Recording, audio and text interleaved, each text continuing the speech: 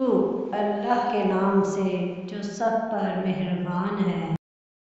رسول اللہ صلی اللہ علیہ وسلم نے فرمایا، 3 قسم کے لوگ ہیں جن سے قیامت کے دن اللہ تعالیٰ بات نہیں کرے گا، نہ ان کی طرف دیکھے گا اور نہ انہیں پاک صاف کرے گا، اور ان کے لیے دردناک عذاب ہے۔ ایک وہ آدمی جو بیان میں ضرورت سے زیادہ پانی رکھتا ہے لیکن وہ مسافر کو اس سے روکتا ہے۔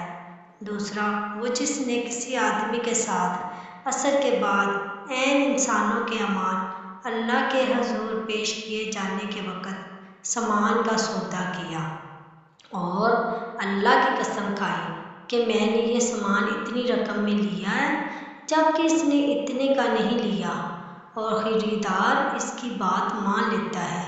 اور تیسرا وہ آدمی جس نے کسی حکمران کی بیعت کی اور صرف دنیا کے لیے کی، دین کی سربلندی مقصود نہ تھی۔